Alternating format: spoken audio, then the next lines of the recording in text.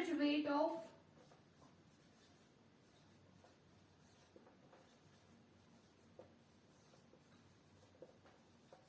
average weight of 8 horsemen is increased by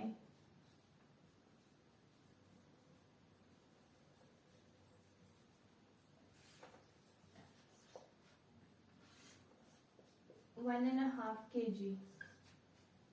ठीक है, when one of the crew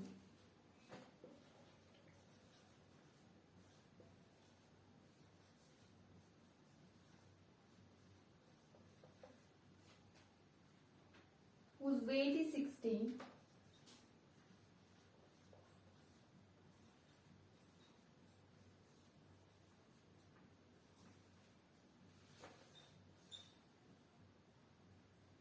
kg, okay, is replaced by a new man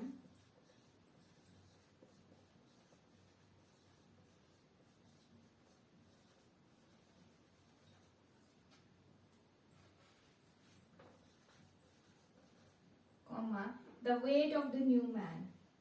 ठीक है, क्या होगा? the weight of the new man इन केजेस बताना है. देखो यहाँ पे आपने एक फॉर्मूला ध्यान में रखना है, वो होगा जैसे देखो अभी यहाँ वेट की बात की हुई है, तो जो न्यू मेंबर वेट होगा ना, ठीक है, न्यू मेंबर वेट जो होता है वो किसके बराबर होगा? ओल्ड मेंबर के वेट के प्लस जो भी इंक्रीमेंट हुआ है, ठीक है, वो इनटू, ठीक है, जो भी इंक्रीमेंट हुआ है वेट में वो इनटू कितने नंबर ऑफ ग्रुप्स आपके पास देके रखे हैं, वेट इंक्रीमेंट इनटू क्या है? Total group, total number of group. तो ये वाला फॉर्मूला आपने ध्यान में रखना है कि जो नए मेंबर का जो वेट होगा वो इक्वल्स टू होता है ओल्ड मेंबर के वेट के प्लस जो वेट में इंक्रीमेंट हुआ है वो, ठीक है, into total number of group के. अब आपके पास जो क्वेश्चन है उसमें हर एक ये डेटा देके रखा है, आपको पता है आपको फाइंड आउट करने के लिए जो देके रखा है वो है the weight of the new man. मतलब ये एन आपने क्या करना है? फाइंड आउट करना है. तो एन इज इक्वल्स टू, ठीक है, the weight average weight of 8 horsemen is increased by, कितना इंक्रीज हुआ है? 1.5 kg, है ना, इतना इंक्रीज हुआ है आपका. 1 मतलब हम लिख सकते हैं इसको 1.5, ठीक है, और एवरेज वेट ऑफ कितने? टोटल 8 है, ये इनटू क्या हो जाएगा? 8 हो जाएगा. ठीक है, अब यहाँ पे आप देखो कि जो आपके पास when one of the crew whose weight is 60 kg is replaced by a new man, तो ओल्ड वाले का वेट कितना है? 60 है, तो ओल्ड की जगह पे कितना आ जाएगा? 60 आ जाएगा. जब आप इसको सिंप्लीफाई करोगे तो ये आएगा 60 plus 12 that is equals to 72 kg. क्या हो जाएगा? 72 kg. तो ये आ गया आपका इसका weight of the new man. ठीक है, क्या वेट है उसका? 72 kg है. ठीक है, इस तरीके से आपने ये क्वेश्चन करना है.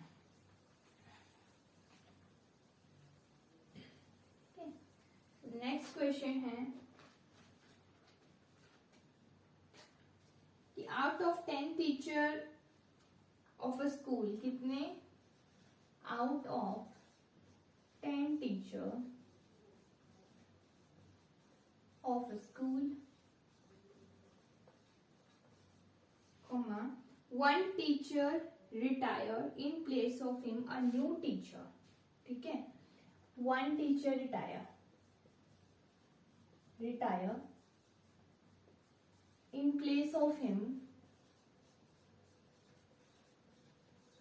ठीक है, जो रिटायर हुआ ना उसकी जगह एक नया टीचर आया.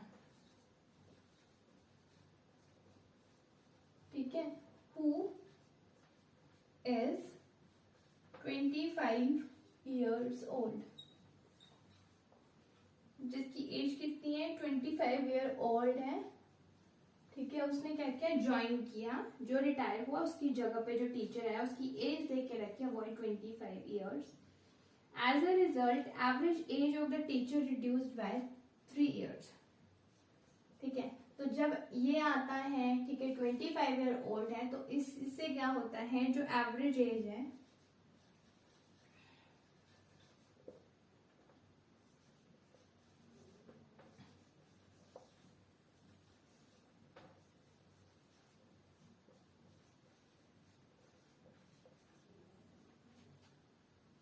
reduced by 3 years.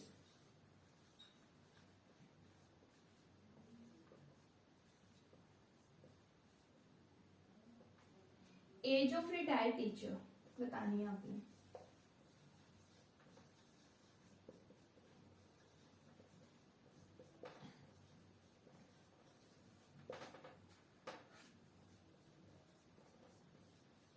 ईयर्स में क्या होगी,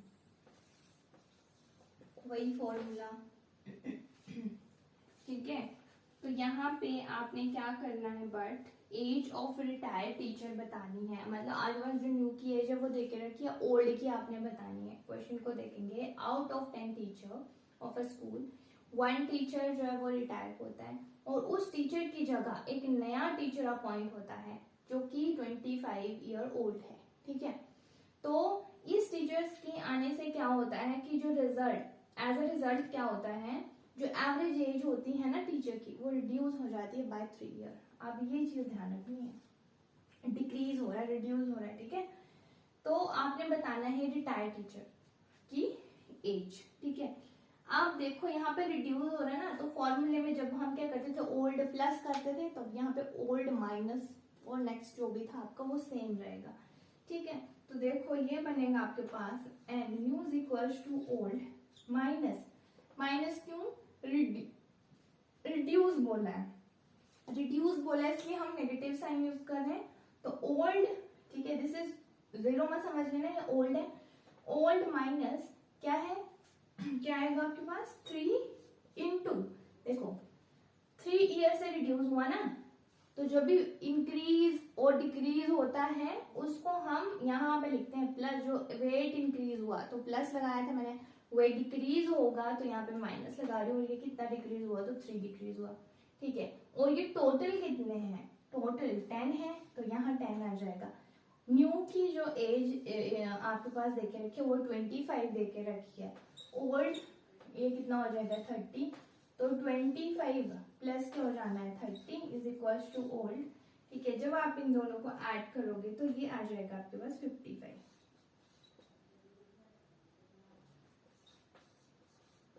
सो ओल्ड मेंबर एज जो है वो कितनी है आपके पास 55 है, कितनी है 55। क्या करना, से साइन का ध्यान रखना है, ठीक है।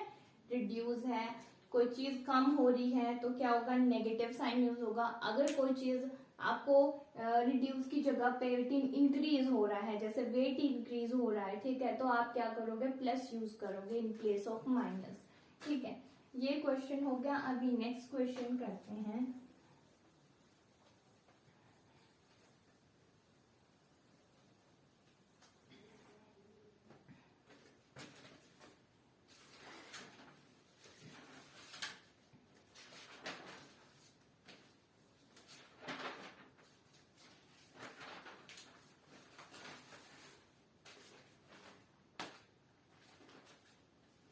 क्वेश्चन है average of all prime and composite number up to 100 is, number based question है, the average of all the prime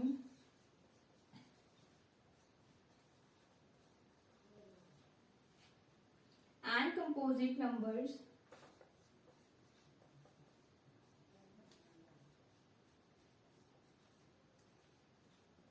कहाँ तक, अप टू 100 तक बोला,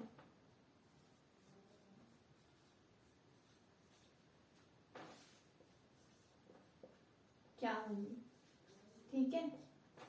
क्या बोले फाइंड करने के लिए कि जो एवरेज एज है of all the prime and composite number up to 100 is, आपको चीज पता होगी, ठीक है। पहले मैं आपको क्लियर कर देती हूँ कि जो नेचुरल नंबर होते हैं, क्या होते हैं नेचुरल नंबर? वो नंबर जो कि 1 से शुरू होते हैं, 1 2 3 एंड सो ऑन करके जाते हैं। तो ये जो नेचुरल नंबर होते हैं ना, इन्हीं में आपके प्राइम नंबर भी होते हैं, कंपोजिट नंबर भी होते हैं, ठीक है। ठीक है, whole number that is started from 0 0 1 2 करके वो स्टार्ट होते हैं, ठीक है। तो नेचुरल नंबर जो हैं, सारे के सारे नेचुरल नंबर और natural number are prime and composite, ठीक है। क्या होते हैं? प्राइम और कंपोजिट होते हैं, आपने ध्यान में रखना है, ठीक है। What a prime number? तो प्राइम नंबर वो होते हैं जिसके सिर्फ 2 फैक्टर होते हैं, एक तो वो नंबर खुद, और एक क्या होता है? 1 होता है, ठीक है। तो और दूसरा आ गया आपका कंपोजिट नंबर। तो कंपोजिट नंबर देखो, प्राइम नंबर मैं आपको बताती हूँ। प्राइम नंबर होते हैं आपके पास 2 3 5 7 11 13 17 ऐसे करके, ठीक है। इसमें ये जो 2 है ये इवन होता है, बाकी जो रिमेनिंग होते हैं प्राइम में वो सारे के सारे नंबर ओड होते हैं, ठीक है। 3 5 7 ये बाकी सारे क्या हो गए? ओड नंबर्स होते हैं, इवन सिर्फ एक होता है, वो है 2, ठीक है। ये आगे प्राइम नंबर। उसके बाद आ गया आपका कंपोजिट नंबर, ठीक है। तो कंपोजिट नंबर है आपके पास 4 6 8 9 10, ठीक है। 4 6 8 9 10। तो आपने एक चीज यहाँ पे नोटिस की होगी, कहीं पे 1 नहीं दिख रहा ना, प्राइम में कंपोजिट में 1 तो कहीं नहीं है। और नेचुरल नंबर क्या होते हैं? नेचुरल नंबर ऐसे नंबर होते हैं जो मतलब प्राइम भी होते हैं और कंपोजिट भी होते हैं। All natural numbers are prime as well as composite, ठीक है। बट आपको क्वेश्चन जो देके रखा, आपको उसके अकॉर्डिंग क्या करना पड़ेगा? सीरीज बनानी पड़ेगी, ठीक है। तो यहाँ पे जो आपको बोल के रखा है वो बोला है प्राइम और कंपोजिट के बारे में। और आपने एक चीज देखी यहाँ पे कि 1 जो है 1 यहाँ नहीं है, ठीक है। तो हम 1 जो है उस सीरीज में नहीं लेंगे, प्राइम और कंपोजिट की ही सीरीज बनेगी, बट हम क्या करेंगे? वहां पे 1 नहीं लेंगे, ठीक है। तो अकॉर्डिंग टू क्वेश्चन जो सीरीज फॉर्म होगी आपकी वो 2 से फॉर्म होगी, है ना, क्योंकि 1 नहीं है उसमें, 2 से फॉर्म होगी। तो क्या सीरीज बनेगी? ठीक है, सीरीज आपके पास बनेगी ऐसे 2, 3, 4 and so on up to कहाँ तक बोला है? 100 तक बोला है, ठीक है। अब आपको मैं एक फॉर्मूला बताती हूँ, ठीक है, एवरेज निकालने का, ठीक है। जब नेचुरल नंबर की बात की होती है और एवरेज फाइंड आउट करने के लिए बोला होता है, तो एवरेज इज इक्वल्स टू होता है n+1/2। क्या होता है? n+1/2, n+1/2 होता है। अब देखो यही फॉर्मूला हम यहाँ पे यूज करेंगे ना, ठीक है, ये आपने ध्यान रखना है। और अगर जब हमने क्या करना होता है? सम फाइंड आउट करना आता है, तो होता है n×n+1/2, ठीक है। In case of natural number जब आपने सम फाइंड आउट करना होता है तो n×n+1/2 होता है, एंड एवरेज के लिए n+1/2 होता है, ठीक है। तो अब यहाँ पे हम यही फॉर्मूले को यूज करेंगे, ठीक है, यही फॉर्मूले को यूज करेंगे। देखो कैसे होगी? Average is equal to 100 plus यहाँ पे क्या है? देखो टोटल तो ये 100 है, ठीक है। यहाँ पे सबसे पहली जो टर्म है वो है 2, तो 100 + 2 बाय कितना हो जाएगा टोटल? n प्लस वो 1 जो रिप्रेजेंट कर रहा था वो 1, मतलब कि 1 से वो शुरू हुई है, बट हम 2 से ले रहे हैं तो इसलिए हम यहाँ पे 2 लिख रहे हैं। 100 + 2/2 दैट इज इक्वल टू 102/2, ठीक है। 2 5 10 2 दिस इज इक्वल टू 51। तो 51 क्या है? इसका आंसर आ जाएगा। तो so students, this is all about your chapter average. If you need more question and solution of any question, then you can contact on this number. Number है आपके पास